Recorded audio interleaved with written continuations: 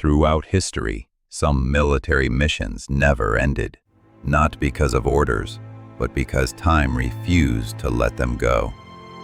What you're about to hear are two declassified accounts, two operations where soldiers met something worse than death. Repetition. Case 1. USS Cyclops, 1918. Navigator's log. USS Cyclops, March 4th, 1918, 6 a.m. Position: Carlisle Bay, Barbados. I test my pen against the rough paper of this logbook, the familiar scratch of ink on parchment grounding me in routine. The salt air carries the weight of 10,800 tons of manganese ore sitting heavy in our belly. Critical cargo, they tell us. Steel for the war effort. Steel to kill Germans. My name is James Mitchell, Navigator, USS Cyclops. Naval Auxiliary Service. 542 feet of American steel beneath my boots. 19,000 tons of displacement cutting through Atlantic waters that have swallowed better ships than ours. The compass needle quivers slightly as I adjust my instruments. 0.02 degrees deviation. Nothing unusual. The Caribbean plays tricks with magnetic fields. Mitchell! Radio operator Danny Walsh calls from the communications room. His voice echoes through the metal corridors like a prayer bouncing off cathedral walls. Equipment check complete. All frequencies clear. I record this in my log with practiced efficiency. Every detail matters when U-boats patrol these waters like sharks scenting blood. Captain George Worley commands this vessel with the iron fist of a man who's seen too much war.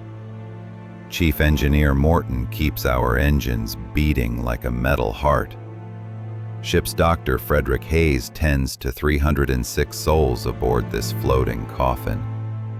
The chronometer reads exactly 6:15 a.m. I synchronize my pocket watch, feeling the familiar weight against my chest. Time is everything to a navigator. Time and direction. Lose either, and the ocean becomes your grave. Through the porthole, Barbados shrinks behind us. The water changes from Caribbean turquoise to Atlantic gray-green. Familiar. I've run this route 12 times. Baltimore waits like a promise of home, though home feels like another man's memory after 3 years of war. The engine vibrations travel up through the deck plates, through my boots, into my bones. Steady, reliable. Morton knows his business. The coal smoke mingles with salt spray, painting everything with the taste of iron and ash. Normal. Everything normal. I make my final departure entry. Course set for Baltimore via Straits of Florida. Weather fair. Crew complement complete. All systems operational. But as I close the logbook, my fingers tremble slightly. Not from the cold Atlantic air. Something else. Something that makes me glance twice at my compass reading, though the needle holds steady now. 0.02 degrees deviation. Nothing unusual. Nothing at all. Radio log, Operator D. Walsh. March 4th, 1918, 8 a.m. Static fills my headphones like angry bees. I adjust the frequency, seeking clear channels through the electromagnetic soup that passes for communication in wartime. Weather updates stream in from Naval Command, U-boat warnings, standard traffic for ships crossing the Atlantic graveyard. USS Cyclops to Naval Operations, I transmit. Departed Barbados 6:15 a.m. Course Baltimore. Cargo manifest confirmed. Manganese ore, 10,800 tons. The response crackles back through layers of atmospheric interference. Acknowledged. Safe passage. Maintain radio silence protocols after passing territorial waters. Through the bulkhead, I hear Mitchell cursing softly at his navigation charts. The man treats his instruments like religious artifacts. Dr. Hayes walks the corridors, conducting his morning rounds. His footsteps echo with medical precision. Medical log, Dr. F. Hayes, March 4th, 1918, 10 a.m. Physical examinations complete. 306 crew members in acceptable health for wartime service. Minor complaints. Seasickness among newer hands. Persistent coughs from coal dust exposure. The usual catalog of maritime ailments. 3 men report sleep disturbances. Nightmares, they claim. The war follows us even to sea. I prescribe standard remedies and make note for follow-up observation. The ship's motion feels different today. Heavier. The manganese ore settles in our holds like a metal mountain, shifting our center of gravity. Everything sounds different when you're carrying that much dead weight. Engine room report. Chief Morton, March 4th, 1918, 12 p.m. All systems operational. Coal consumption within normal parameters.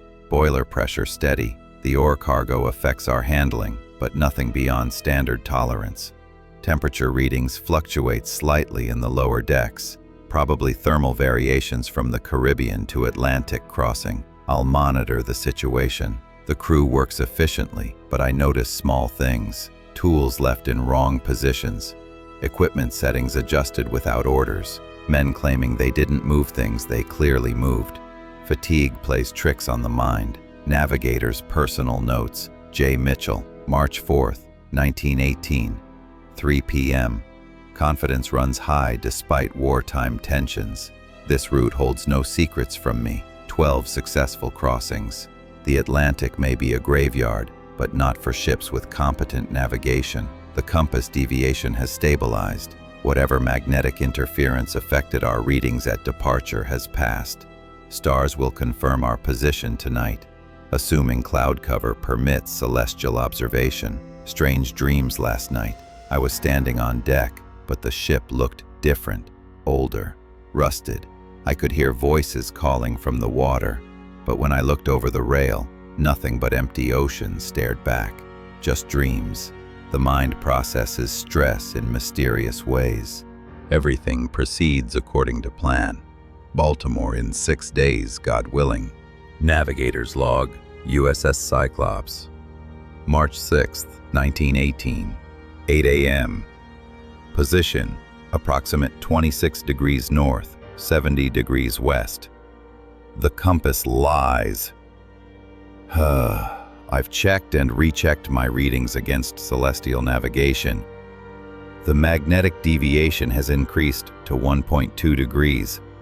Not catastrophic, but wrong. The needle trembles like a nervous animal, pointing directions that don't match the stars.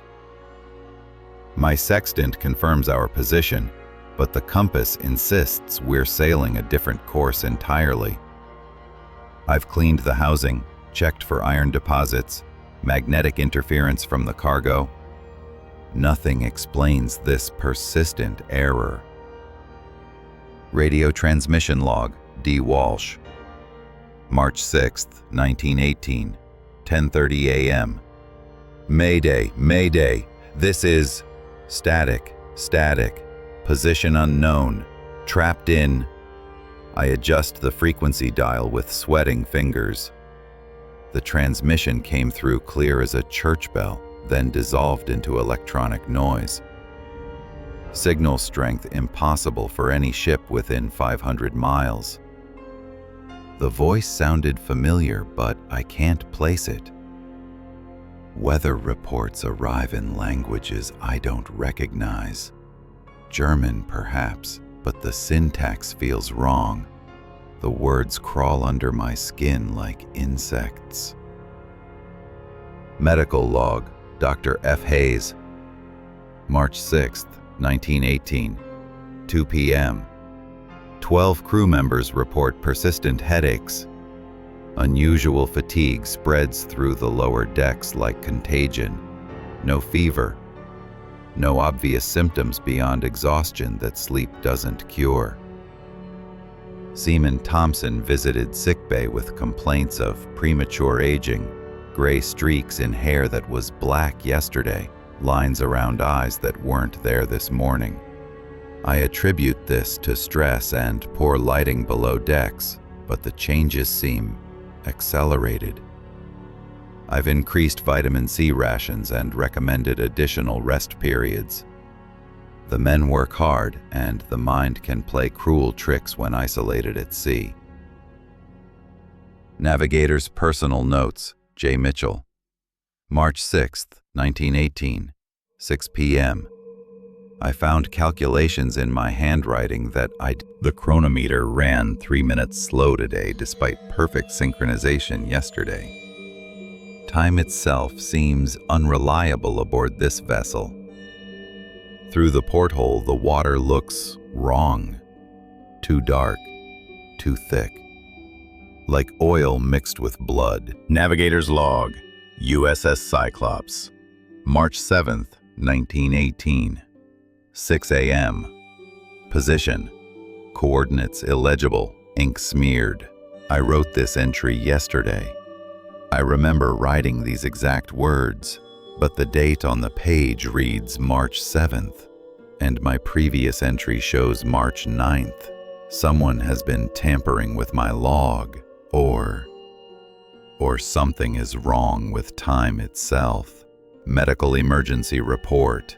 Dr. F. Hayes, March 7th, 1918, 9 a.m. Seaman Rodriguez presented with lacerations on both forearms, clean cuts, too precise for accidental injury. When questioned, he claimed to have awakened with the wounds, no recollection of cause. During examination, I watched the cuts seal themselves, skin knitting together like time-lapse photography, leaving only faint scars. Within hours, the scars faded completely. This afternoon, Rodriguez returned with identical wounds in identical positions, same pattern, same depth, same mysterious healing process. I'm documenting everything, though I doubt my own observations. Radio transmission log, D. Walsh, March 7th, 1918, 12 p.m. Received weather report dated March 12th, 1918. Impossible future transmission. Storm warning for coordinates we haven't reached yet. The broadcaster's voice carried an edge of panic, describing conditions that match our current situation. Exactly. USS Cyclops, this is Naval Weather Service. Severe atmospheric disturbance approaching your position. Recommend immediate course correction to avoid. Static consumed the rest. Engine Room Incident Report. Chief Morton, March 7th, 1918, 3 p.m. Found my wrench in the coal bunker. I remember placing it on the workbench before lunch. When I retrieved it, the metal was ice cold, despite the engine room heat. Frost patterns covered the surface like crystallized breath. Coal consumption doesn't match burn rate calculations. We're using more fuel than the engines require, but the excess simply vanishes. The boiler temperature fluctuates without cause. Crewman Jenkins claims he saw me working in the engine room while I was having dinner. I taste copper pennies when I swallow. My hands shake as I write these words, though I feel no fear, only curiosity about what comes next. Navigator's Log, USS Cyclops, March 8th, 1918. Time notation illegible. Position, all positions, simultaneously. The date has changed itself again. My last entry showed March 8th, but now the page reads March 6th. The ink hasn't dried, yet I wrote these words 2 days ago, or 2 days from now. Time moves like thick molasses, flowing in directions that don't exist.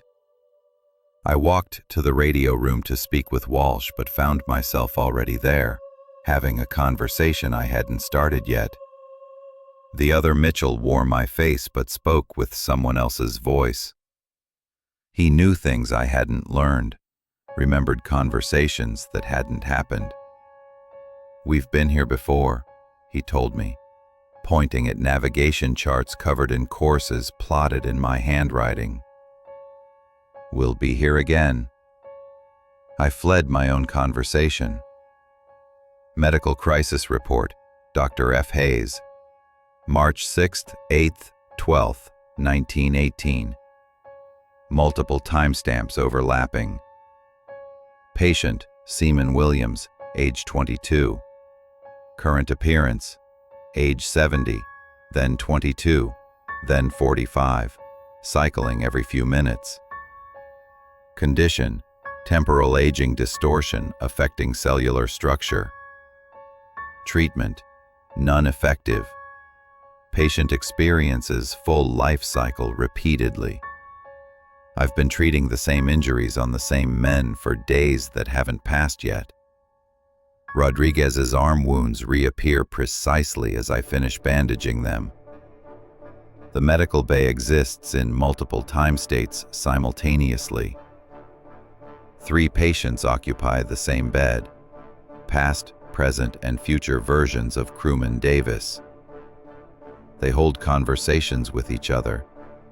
They share memories that contradict each other. One Davis died in my arms yesterday while another Davis helped me treat his own wounds. My medical instruments show readings for procedures I haven't performed. Blood samples from patients who haven't been born.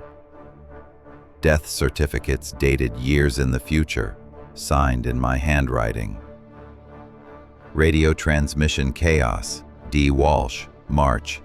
Date indeterminate, all hours simultaneously. Mayday, USS Cyclops, position unknown, trapped in temporal. The voice is mine. I'm receiving my own distress calls from tomorrow's catastrophe while transmitting yesterday's routine reports. The radio equipment operates independently, sending messages I haven't written, receiving responses to questions I haven't asked. Multiple conversations occur on the same frequency. Weather reports from storms that ended decades ago. U-boat warnings for submarines that haven't been built. Orders from Naval Command addressing crew members who died in childhood. I speak into the microphone, but different words emerge from the speaker. The equipment translates my thoughts into prophecies, my reports into obituaries. Engine room impossibilities. Chief Morton, March. Multiple dates superimposed. Time runs backwards and forwards. The engine room contains equipment that doesn't exist. Boilers I've never seen connected to pipes that lead nowhere. Pressure gauges measuring systems we don't have. I found myself working alongside 3 other versions of myself. We completed repairs on machinery that broke tomorrow, using tools that vanished yesterday. The work proceeded with impossible efficiency. Coal burns without consuming. Water boils without heat. Steam powers engines that aren't connected to anything, yet the ship maintains speed toward destinations that change with each compass reading. The manganese ore sings, deep harmonies that resonate through the hull, creating frequencies that make metal flow like water. The cargo shifts without moving, rearranges itself into patterns that hurt to look at directly. Navigator's log. Multiple handwriting samples. I understand now. We never left Barbados. We leave Barbados every day. We arrive in Baltimore, never. The voyage exists in perpetual present tense, each moment containing all moments. Mitchell died 3 times this morning. I watched myself fall overboard, get crushed by machinery, waste away from starvation. Then, I continued navigation duties as if nothing had happened. The compass points to yesterday. The stars spell out tomorrow's obituaries. Navigation requires traveling through time rather than space. Medical, radio, engine reports. Overlapping entries. Dr. Hayes, patient mortality rate, 100% and 0% simultaneously. Every crew member has died. Every crew member remains alive. Death has become a temporary inconvenience. Walsh, broadcasting on all frequencies across all time periods, receiving responses from ships that won't be built for decades. Communication extends beyond the boundaries of existence itself. Morton, engine room operates according to laws of physics that don't exist yet. We burn time as fuel. Distance becomes a temporal measurement. Speed is calculated in years per nautical mile. Collective realization, multiple voices writing in unison. We recognize the pattern now. The morning of March 4th, 1918 repeats with variations.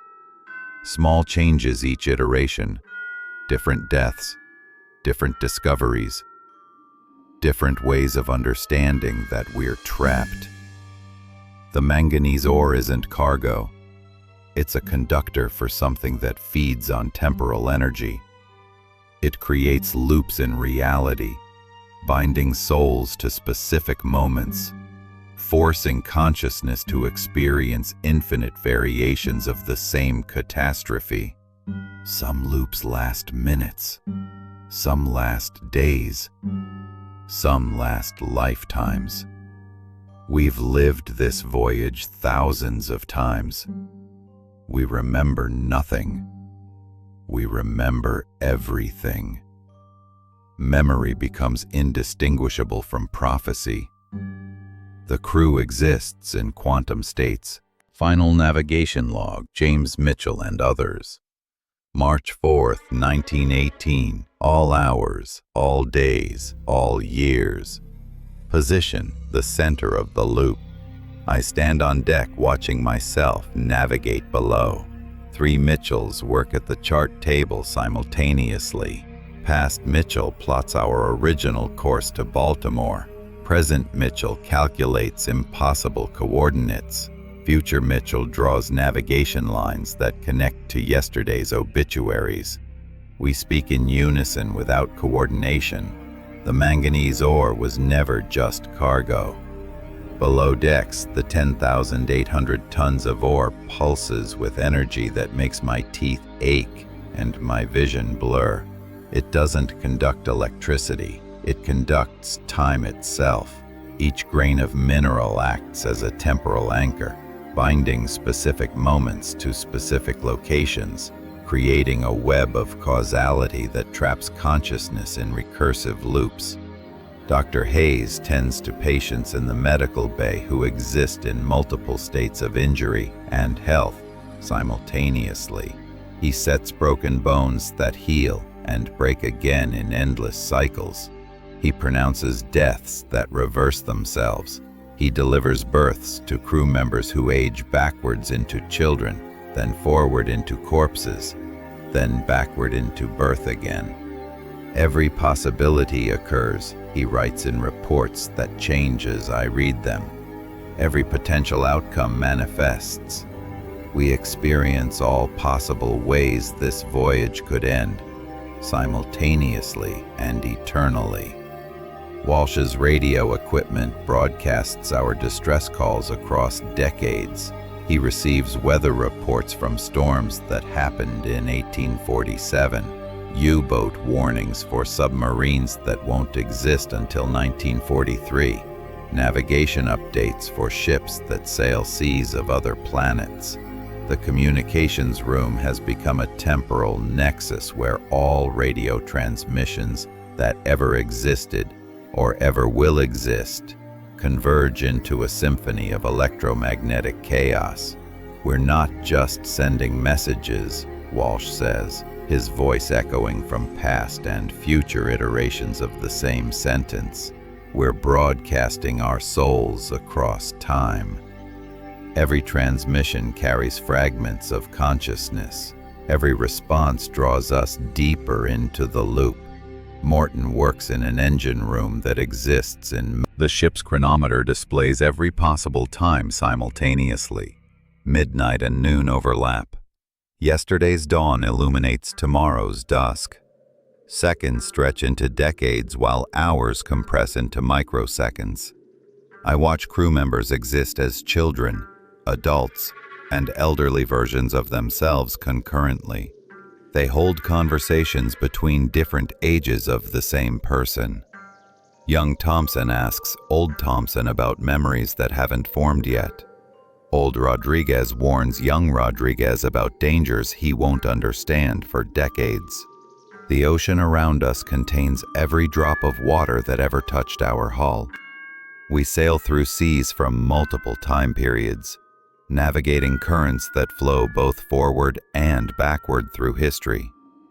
The waves carry voices of drowning sailors from shipwrecks that won't happen for centuries. My navigation instruments provide readings that exist outside normal mathematics. The compass points to coordinates that can only be expressed in imaginary numbers. The sextant measures our position relative to stars that died before Earth formed and won't be born until long after the sun expires. We're not lost, I realize, speaking the words simultaneously with every other version of myself that ever existed or ever will exist. We're found. We've discovered the location where time collapses into itself, the point where all possibilities converge. The manganese ore sings in frequencies that resonate with human consciousness. Not sound waves, but temporal harmonics that make reality vibrate at the frequency of thought itself. The cargo bay has become a crystalline computer, processing infinite variations of the same data set. Our deaths, our lives, our voyage, our doom. Each grain of ore contains a complete record of our experience. Every moment we've lived, every decision we've made, every path we've taken, stored in mineral memory that exists outside the normal flow of causality. We are the data. The cargo is the processor. The ship is the program. The loop is the runtime environment. And we will run this program forever. The truth crystallizes with the clarity of absolute understanding. USS Cyclops didn't disappear in the Bermuda Triangle. USS Cyclops became the Bermuda Triangle. We are the anomaly that draws other ships into temporal distortion. We are the mystery that investigators will never solve because we exist outside the framework of solvable problems. Every vessel that vanishes in these waters joins our loop. Every aircraft that disappears adds its timeline to our collection. Every disappearance feeds more temporal energy into the ore, expanding the radius of our influence, drawing more souls into eternal repetition. We are no longer crew members aboard a cargo ship. We are the curators of a museum of lost time. Fragmentary log entries, multiple temporal voices, date, every March 4th that ever was or will be, time, the eternal now. We remember everything now, every iteration, every loop, every variation of our death and rebirth. The realization doesn't bring peace. It brings the understanding that peace is impossible. Loop 1847. I discovered the truth about the ore. I told the others. We tried to jettison the cargo. The ship imploded into temporal fragments. We died. We began again. Loop 2156. Walsh disabled the radio to prevent our distress calls from creating temporal feedback. The silence drove us insane. We murdered each other. We began again. Loop 3392. Dr. Hayes attempted to poison the crew to end our suffering. The poison reversed time instead of stopping hearts. We lived backwards through our deaths. We began again. Loop 5841. Morton destroyed the engines. We drifted outside time itself, experiencing every moment of human history simultaneously. Madness became mercy. We began again. Loop 9207. We tried staying awake, believing sleep triggered the reset. Consciousness dissolved after 17 days. We dreamed ourselves into new iterations. We began again. Loop 12443. I threw myself overboard. The ocean returned me to the deck. Suicide became impossible. Physics rejected self-destruction. We began again. We've experienced every possible variation of our voyage. We've died in storms, in battles, in mechanical failures, in acts of madness, in natural disasters, in ways that haven't been invented yet. Death offers no escape, because death exists within the loop. We've also survived in some iterations, reached Baltimore safely, delivered our cargo, returned to families who don't recognize us because we carry the accumulated memory of infinite voyages.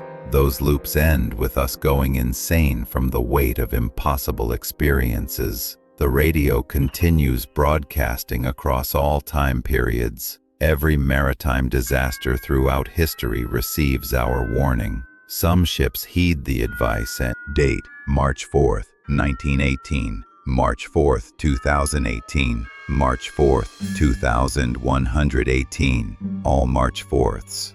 Location: the heart of lost time. The manganese ore isn't cargo. It's a conductor for entities that exist outside temporal flow. They feed on consciousness, trapped in recursive loops. We are livestock in a temporal farm, providing renewable harvests of despair, confusion, and madness. Every loop generates energy that feeds beings who experience time as we experience space. They move through centuries like we move through rooms. Our suffering powers their existence. Our trapped souls fuel their immortality. The ore conducts more than time. It conducts screams across decades, terror across centuries, the accumulated anguish of every soul that ever became lost at sea. The USS Cyclops serves as a collection point for temporal anomalies. Ships that disappear join our loop. Aircraft that vanish add their timeline signatures to our database. We are no longer crew. We are archivists of the impossible. Our radio equipment broadcasts on frequencies that exist outside normal electromagnetic spectrum. We transmit on temporal wavelengths, sending our story across the dimensional barriers that separate one reality from another. If you're reading this log, you've made contact with our signal. You've touched the edge of our loop. The ore's influence extends beyond our ship now, beyond our time, beyond our reality. We are writing these words in your present from our eternal now. The ink appears on the page as you read it.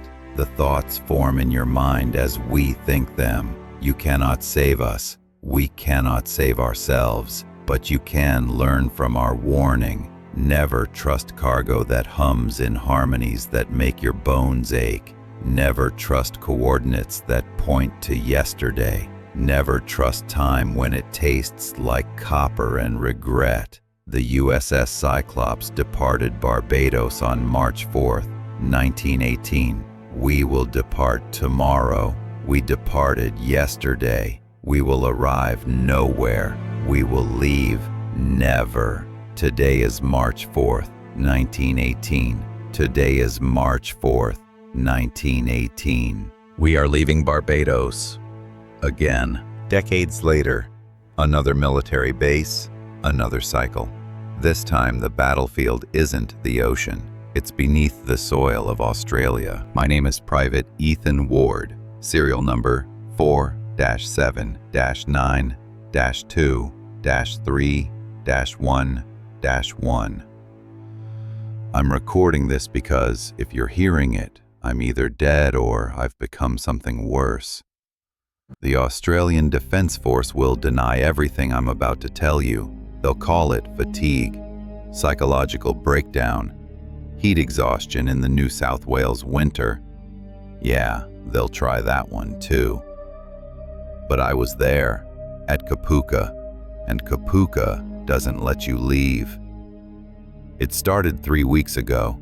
Standard basic training rotation. 12 weeks to break us down and rebuild us as soldiers. That's what the brochure said. What it didn't say was that some bases remember every soldier who ever died there, and some bases make them stay. The bus ride from Sydney took 6 hours. 43 recruits crammed into a military transport that smelled like diesel and fear sweat. I sat in the back, watching the landscape flatten into scrubland, then thicken with eucalyptus forests that pressed against the road like they were trying to reclaim it. I hadn't wanted to come back here. My brother, Lucas, died at Kapooka 5 years ago. Training accident, they said. Fell during a night navigation exercise. Broke his neck. The army paid for a closed casket funeral and gave my mother a folded flag. She never looked at it. Just kept it in a drawer with his last letter, the one where he wrote that something was wrong with the base, that the drill instructors were acting strange, that he'd seen soldiers in old uniforms standing in the fog. She thought he was joking. I thought he was losing it under the pressure. Now I know better. The bus lurched through the main gate at 0600 hours. Fog clung to everything, thick, wet, unnatural. It didn't move like normal fog. It pooled in low spots and avoided others, like it was being poured from invisible buckets. Through the windows I could see the parade ground, perfectly flat, bordered by eucalyptus trees that creaked even though there was no wind. And then I saw him, just for a second. A figure in fatigues standing at a... Sergeant Doyle was waiting for us on the parade ground. Tall, weathered face like cracked leather, eyes that didn't blink enough. He wore the standard slouch hat and drill instructor's scowl, but there was something else. Something in the way he stood perfectly still while the fog moved around his boots but never touched him. "Urf! Form up!" he barked. We scrambled into formation, sloppy, pathetic. Everything a drill instructor lives to correct. But Doyle didn't correct us. He just stared, not at us, through us, like he was counting something we couldn't see. "Kapooka Army Recruit Training Center," he began, "has been training soldiers since 1951. 26,000 recruits per year. Some of you will pass, some of you will fail, some of you will do neither." That last part hung in the air like a noose. "You will sleep in Kokota lines. You will eat at the Bravo mess hall. You will not enter the old mess hall behind Alamein block. You will not ask why. You will not explore the maintenance tunnels. You will not walk alone after 10 p.m. These are not suggestions. These are survival protocols. Survival protocols, not safety protocols." I felt my stomach turn. "Dismissed," Doyle said. But as we broke formation, a sound rolled across the parade ground. A deep, rhythmic thumping, like boots, marching, underground. Everyone froze. Doyle's jaw tightened. "I said dismissed, recruits." We scattered. I glanced back once. Doyle was still standing there, staring at the ground. And I swear I saw his lips moving, not giving orders. answering someone. That first night, they put us on weapons maintenance duty. Standard procedure: clean your rifle until you can see your soul in the bolt carrier. I sat at a bench in the armory with 3 other recruits: Jenny Marquez, Liam Cross, and Tommy Nguyen. Good people, nervous like me but holding it together, except Tommy kept glancing at the windows. "You good?" I asked. He nodded too quickly. "Yeah, just the fog's weird, right?" It was, pressed against the glass like something alive. I could see our reflections in the window, 4 tired faces bent over disassembled rifles. Then I saw the 5th, behind me, over my left shoulder, a man in fatigues, pale, standing at attention, saluting. I spun around. Nothing. "Ethan?" Jenny asked. I turned back to the window. The reflection was still there, still saluting. I stood so fast my chair fell over. "What the hell?" The lights flickered. When they steadied, the reflection was gone. "You saw something," Liam said quietly. I wanted to lie, but my hands were shaking too hard. Before I could answer, the door opened. Corporal Reeves stepped in, young for an instructor, maybe late 20s, with a calm smile that didn't match the situation.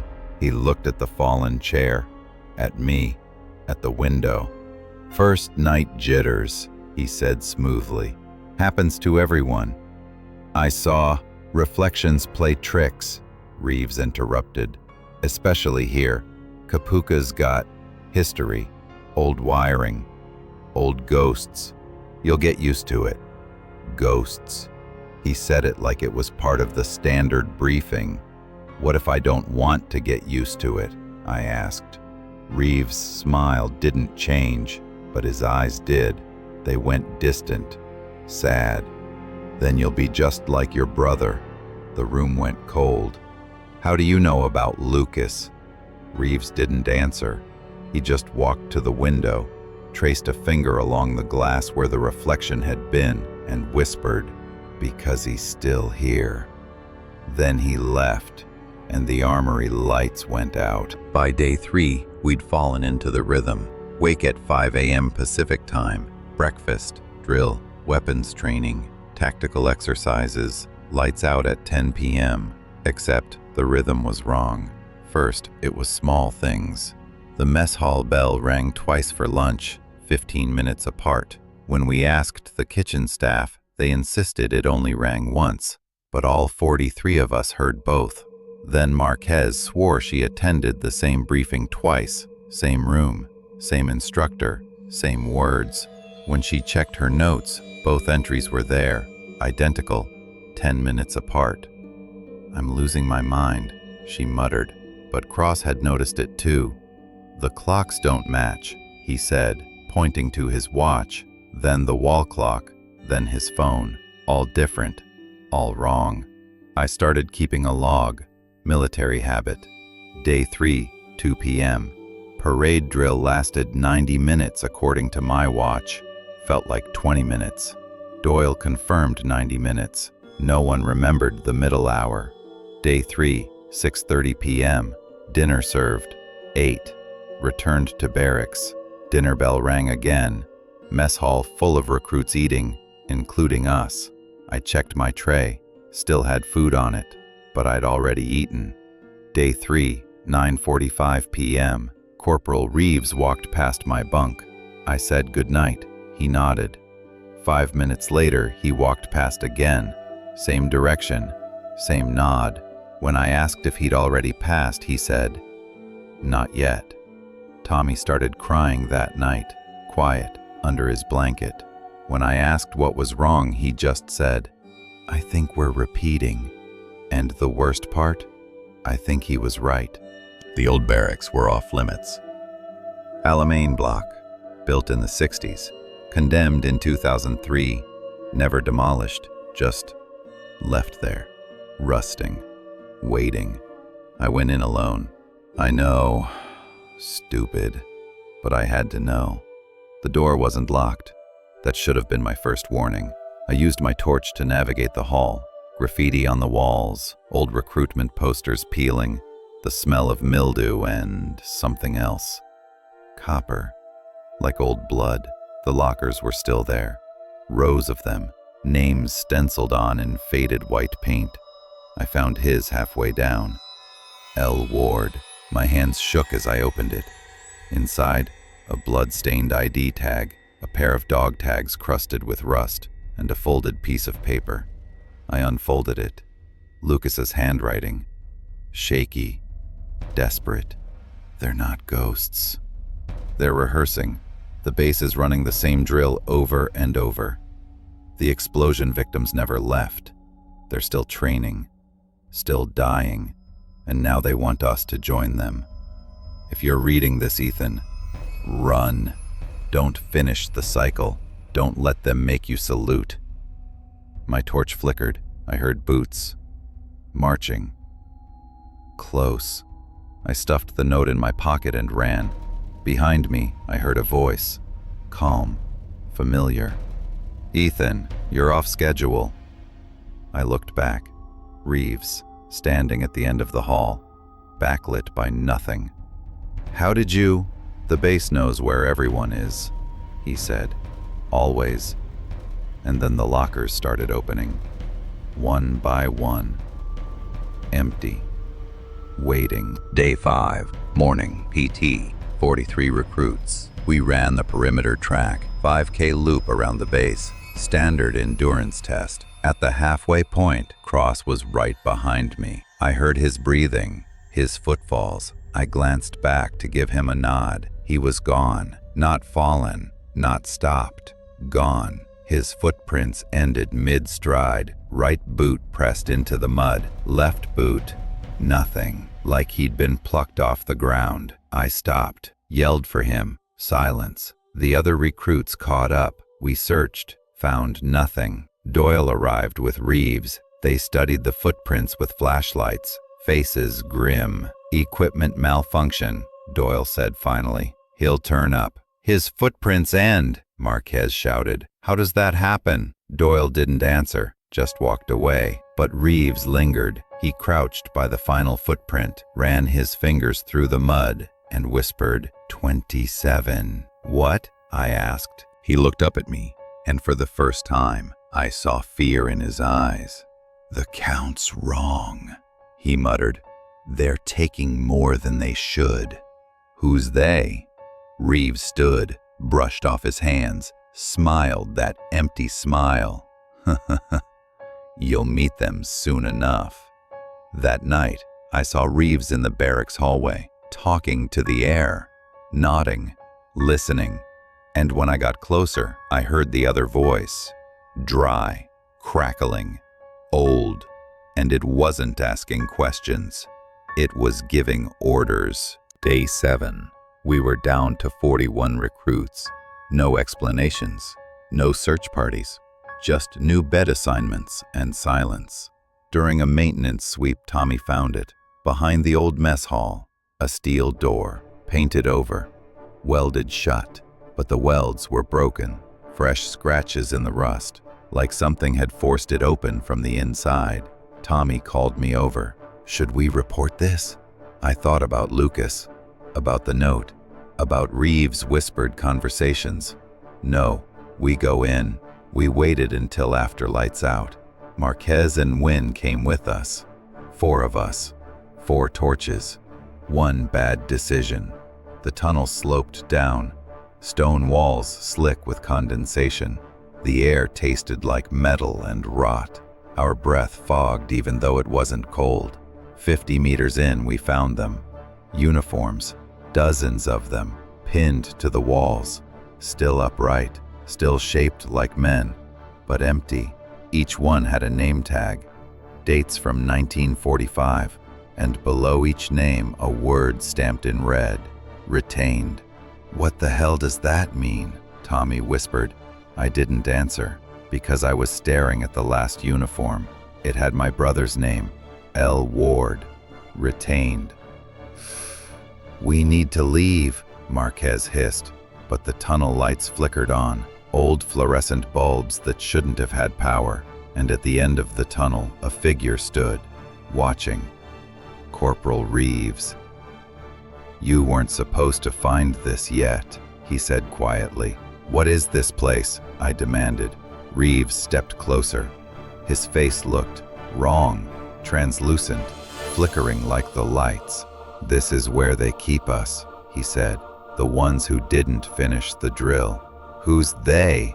He smiled sadly. "The base. It's not a place, Ethan. It's a process. And you're already part of it." Then the uniforms started moving, filling out, standing, and I realized we weren't in a tunnel. We were in a roster, and our names were already on the wall. We ran. God, we ran. Back through the tunnel, up the slope, into the night. The uniforms didn't follow. They just watched, waiting. We made it to the communications building, outdated but functional. I needed to call someone, anyone, get us out. But the radio was already on, static. Then a voice, calm, procedural. "Kapuka Training Center, drill complete. Casualty total, 26.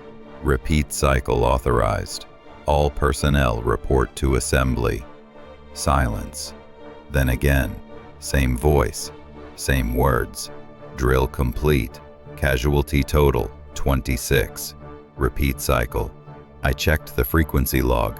The transmission was coming from 1945, June 14th, the day of the Kapuka explosion, a training accident that killed 26 recruits. Official story, ammunition malfunction, but the transmission kept playing every midnight for 79 years. Tommy was shaking. "That's impossible." Marquez grabbed my arm. "Ethan, look." On the duty roster pinned to the wall, our names, written in ink that looked wet, fresh, and below our names, retained. The radio crackled again. "Casualty total, 27. 27. I counted the names on the roster. 41 recruits arrived, minus Cross, minus the 2 others who'd left. 38, plus the 26 from 1945. 64 souls, trapped in a loop that never ends. And now we were part of the count. I found Reeves in the old chapel, alone, staring at a plaque on the wall. Names of the dead from 1945. His name was on it. CPLJ Reeves, 1923 to 1945. "You're one of them," I said. He didn't deny it, just nodded slowly. "I was 22, fresh instructor. They put me in charge of the drill. I didn't know the ammunition was faulty. I didn't know the blast would collapse the tunnel. I didn't know." His voice cracked. "I didn't know we'd be trapped here, repeating, forever." "Why?" I asked. "Why can't you leave?" "Because the drill was never completed," he said. 26 recruits died mid-exercise. The Army couldn't finish the training cycle. So the base, it just kept running it, over and over, pulling in new recruits to finish what we started. That's insane. That's Kapuka. I stepped closer. Then how do we stop it? Reeves looked at me. His eyes were hollow, tired. You don't. You either finish the drill, or you become part of it. What about Lucas? His face darkened. Your brother tried to stop it. He found the tunnel, found the roster, tried to burn it. The base. It doesn't like that. Where is he? Reeves pointed to the window. Outside in the fog, I saw them. Dozens of figures, standing at attention, in rows, perfectly still. And in the front row, Lucas, pale, unblinking, saluting. They're waiting for you to join formation, Reeves whispered. And the base always gets what it wants. Day 9. The fog didn't lift. It rolled in at dawn and stayed, thick, cold, suffocating. Visibility dropped to 3 meters. The base became a maze of gray, and that's when the others started changing. At first, it was subtle. Recruits standing too still, responding to orders with perfect synchronization, marching in step without being told. Then Tommy stopped mid-sentence during breakfast. His eyes glazed. He stood, walked to the window, and saluted. "Tommy?" I shook him. He blinked, looked at me. "Did I?" "You saluted." "I don't remember doing that." By 2 p.m., half the recruits were doing it, standing, saluting, staring into the fog. When we snapped them out of it, they had no memory. Doyle called an emergency assembly. We formed up on the parade ground. The fog pressed close. I could barely see the recruit next to me. Doyle's voice boomed. "Attention!" We snapped too, but I noticed something wrong. The recruits weren't just standing at attention. They were synchronized, breathing together, blinking together, and their voices, when they responded to Doyle's commands, sounded layered, echoed, like 41 voices and 26 more underneath. "Sir," I said, "something's wrong with—" "Silence, recruit!" I looked at Doyle. He was smiling, the same empty smile as Reeves. "Drill will continue," Doyle said, "as it always has." And the fog pulled back just enough for me to see the truth. The recruits in formation weren't just us. There were others standing among us, in old uniforms, decayed faces, still marching. I broke ranks, ran to the archives in the admin building. If this was a loop, there had to be records, proof. I found the old film reels in a locked cabinet, training footage from 1945. I set up the projector with shaking hands. The film rolled, black and white, grainy, a parade ground, recruits in formation. And there, center frame, Sergeant Doyle. Same face, same scowl, same uniform. The footage showed the drill, the march, the tunnel exercise, then the explosion, bodies, screaming, smoke, and then nothing. The film kept running, but the bodies didn't move. They just lay there, staring at the camera, for 79 years. I heard footsteps behind me. Doyle stood in the doorway. "You weren't supposed to find that," he said. "You died in 1945. "I don't die," Doyle corrected. "I persist. We all do. The base needs structure, order. So I stay. I command. I ensure the drill completes." "This is insane. This is duty, Doyle. You think death ends service? It doesn't. Not here. Not for us." I backed toward the window. "Where's Reeves?" Doyle's expression darkened. "Reeves is deteriorating. He's been here too long. He's starting to care. That's dangerous." "Dangerous how?" "Because," stepping closer, Doyle said, "if you care, you start thinking you can save people, and salvation isn't part of the drill." The film reel kept spinning behind us, and on the screen I saw myself, standing in formation. In 1945, saluting. I found Reeves in the tunnel. He was kneeling in front of the uniforms, hands pressed to his face, muttering, "I can't do this anymore. I can't. I can't. I can't." "Reeves!" He looked up. His face was flickering, solid one moment, translucent the next. "They're making me bring you in," he choked. "All of you. I'm the shepherd. I'm supposed to guide you into the formation, but He grabbed my shoulders. "I don't want to. Not anymore. Not you." "Then help me stop it." "You can't stop it. You can only escape." "How?" He pulled out a map, hand-drawn, crude. "There's a break in the perimeter, near the old motor pool. The fog doesn't reach there. If you run, now, you might make it before midnight, before the count finalizes. What happens at midnight? Reeves' face crumbled.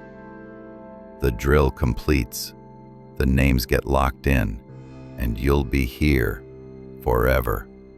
Like me, like your brother, like all of them. Come with me, he laughed bitterly. I can't leave. I'm part of the Foundation now. Behind him, the uniforms rustled, filling, standing. I grabbed the map and ran. Behind me, I heard Reeves screaming, "I'm sorry. I'm so sorry." And then his voice cut off, replaced by Doyle's, calm, cold, final. "Your shift's over, Corporal." I ran. Marquez and Tommy were with me, the only two left who weren't catatonic. We followed Reeves's map to the motor pool, abandoned vehicles, rust, silence, and beyond it, the fence. We climbed, fast, desperate, over the top, dropped to the other side. Free, except we were still on base. The parade ground stretched ahead, identical. The barracks, the fog. "No," Tommy whispered. "No, no, no." We ran again, found another fence, climbed, same result. Again, the base didn't have an edge, it just looped. Marquez collapsed. "We're not getting out, we're already in." I checked my watch, 11:47 p.m., 13 minutes to midnight. "We keep moving," I said, but Tommy wasn't listening. He was staring at the sky. It was flickering. Daylight, night, daylight, night, like a broken projector. "Ethan," he said quietly, "I think we're not in the base." "What?" "I think we are the base." And that's when I saw them, standing in formation, rows and rows, all the recruits, all the instructors, all the dead, waiting, and at the front, Lucas, smiling, saluting, welcoming me home. We ran to the main gate. A soldier stood guard, back turned, uniform pristine. "We need to leave," I gasped. "Emergency, right now." The soldier turned slowly. It was me, older, hollow-eyed, pale. I smiled gently. "You're late for drill, Private Ward." I staggered back. "No, I'm not. I'm still—" "You've been here for 79 years, the other me said. "You just keep forgetting. Every loop you try to leave, every loop you fail, and every loop you join formation. It's time. This isn't real." "It's the only real thing left." Tommy grabbed my arm. "Ethan, look, behind us, the entire base, lit up, full of soldiers, thousands, all standing at attention, all waiting." The bell rang. Midnight. The radio transmission echoed across the base. Drill complete. Casualty total, 27. Repeat cycle authorized. And my legs moved on their own, walking, toward the parade ground, toward the formation. And I couldn't stop. I'm standing now. Parade ground, formation, perfect alignment. I can't move, can't speak. I can only watch. Doyle is here. Reeves is here. Lucas is next to me. We stand. We wait. The fog parts. A bus arrives. New recruits step off. 43 of them. Fresh-faced, scared, hopeful. I want to scream, want to warn them, but I can only salute. One of the recruits looks familiar. He has Lucas's eyes. My eyes. He's me. Or will be. Or has been. Time doesn't work here. He sees me. Frowns. "Do I know you?" I can't answer. Doyle steps forward, begins his speech. Welcome to Kapuka. The new recruit, the me that hasn't realized yet, looks around nervously. He'll try to escape. He'll find the tunnel. He'll find Lucas's locker. He'll run, and he'll fail, just like I did, just like I always do. The radio crackles softly in the distance. Drill complete. Casualty total, 28. Wait, 28? That's one more than... Oh God. You're listening to this. You're the 28th.